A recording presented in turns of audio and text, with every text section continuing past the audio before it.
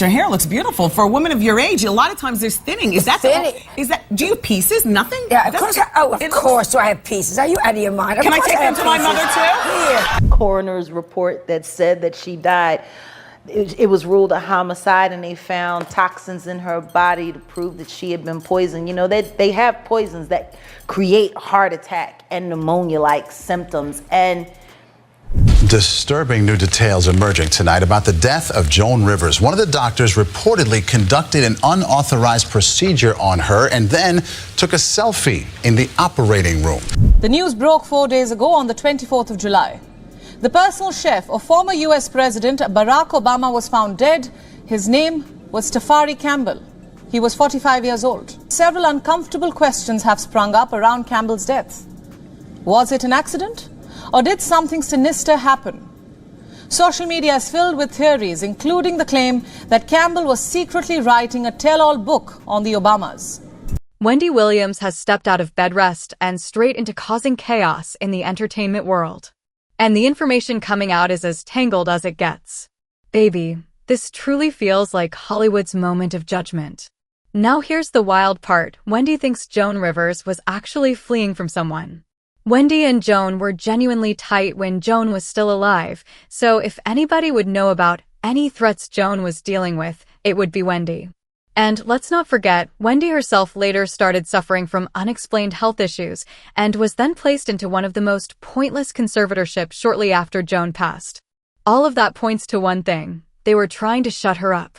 There have been whispers for years that something wasn't right about Joan's passing, and now Wendy has basically backed that up with what she's been saying.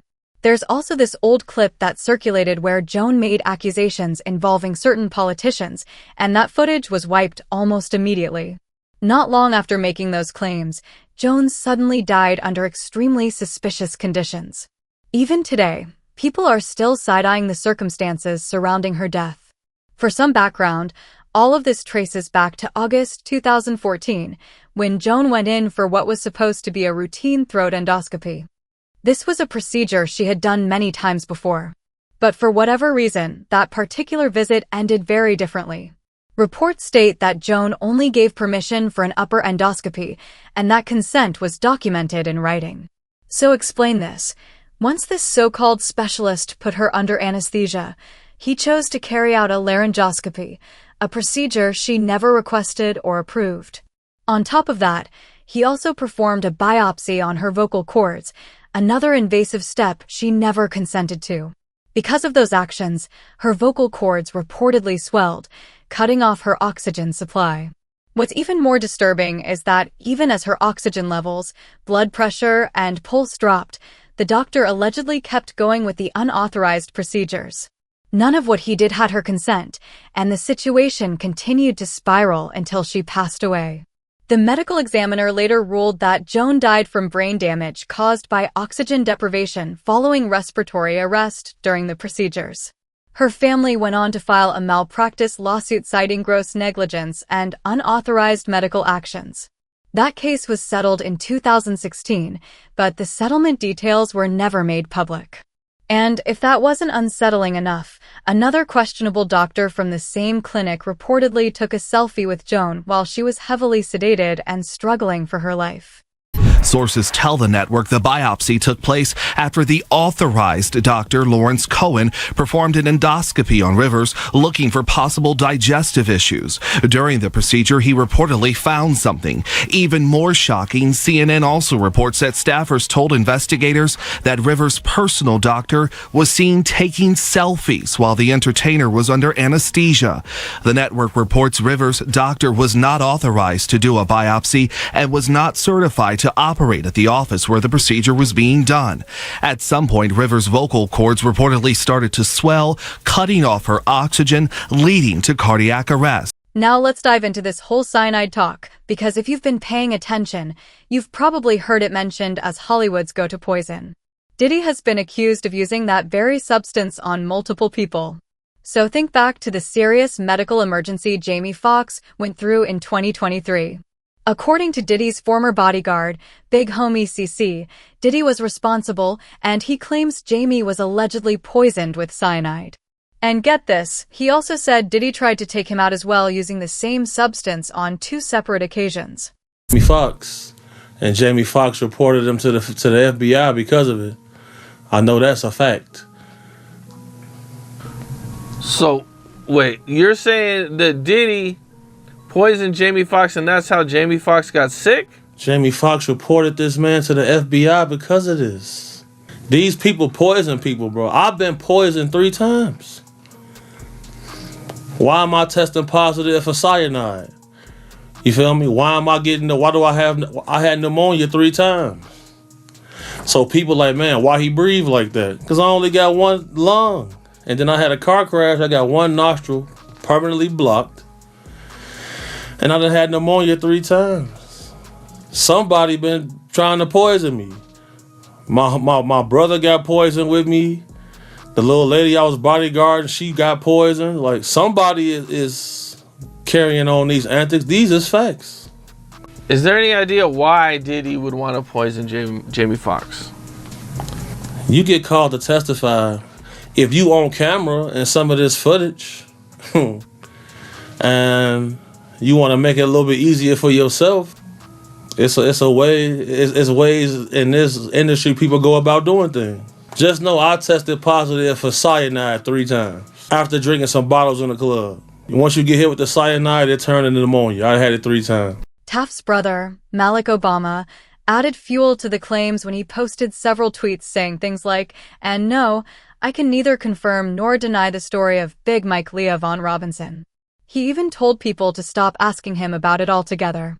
And just when it seemed like the situation couldn't get any messier, Wendy Williams recently entered the conversation and appeared to back up the rumors that Joan was taken out with cyanide because of the harsh jokes she cracked about multiple politicians.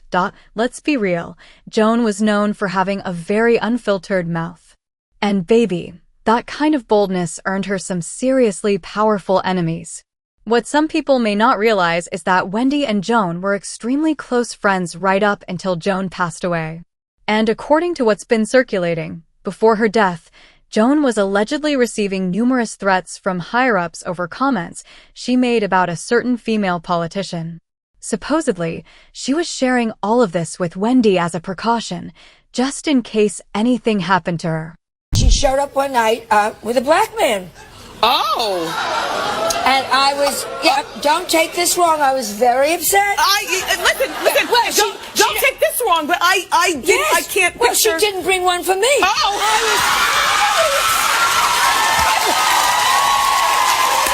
But baby, they placed our girl under a guardianship and loaded her up with medications she never needed before she ever got the chance to spill the real truth. A lot of people have been mentioning Wendy lately with all these non-stop celebrity exposés, because if she were still on television, trust, things would be way messier than they already are. Now, as far as the specific jokes that supposedly set these politicians off, there were plenty of them, but I'm going to try to break down a few examples for y'all. For instance, between 1983 and 1985, our girl cracked several savage jokes about Queen Elizabeth and even Princess Diana. She often delivered these jokes during her appearances on Johnny Carson's show, and they landed her in hot water more than once. But she didn't back down. She openly mocked Queen Elizabeth II's stiff posture and relentlessly went in on Princess Diana over her marital issues. You did some time ago. I said a couple of things about the Queen of England. I said she sits like this, and no one has the guts to say, Your Highness. And you said you'd seen her picture on a stamp, and the first thing you wanted to do was go up and lick the back of her neck. Yes. Right? Well, you change, you grow. With wisdom. With age comes wisdom. Tell me about meeting the Queen. Well, she's charming. Now she's charming. And she's not the best dresser in the world, but it's not just me that was saying it, because her slip was showing, and everybody kept saying that. Jump ahead to 1992, and she found herself in hot water yet again after cracking another harsh joke, this time calling Bill and Hillary Clinton's daughter, Chelsea Clinton, unattractive during the presidential race. When reports came out that Bill Clinton was ahead in the polls, Joan threw major shade by saying the only reason he was set to win was because he supposedly had the ugliest daughter in the nation. And mind you, Chelsea was only 12 years old at the time. Then in 2012, Joan was right back on her usual timing. She openly declared that she hated politicians altogether.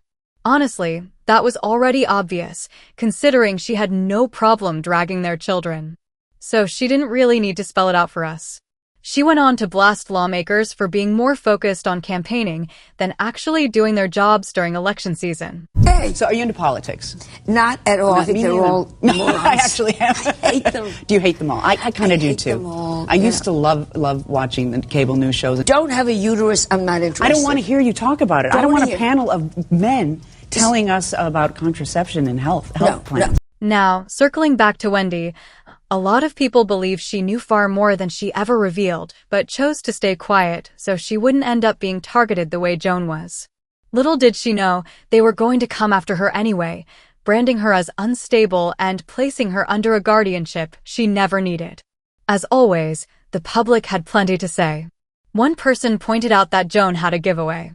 Whenever she was joking, she'd flutter her lashes and smirk. But when she made that comment, she didn't do any of that. Joan knew exactly what she was saying, and she knew it was the truth. Someone else added, "That's definitely not something you say about an extremely powerful person." And just weeks after making that statement, she was gone. Now I want to hear from you. Do you honestly think Joan's death was connected to the things she said about these powerful politicians? And how do you feel about Wendy stepping out of hiding and seemingly backing up these rumors? Drop your thoughts in the comment section below, and don't forget to click here to check out this other messy video.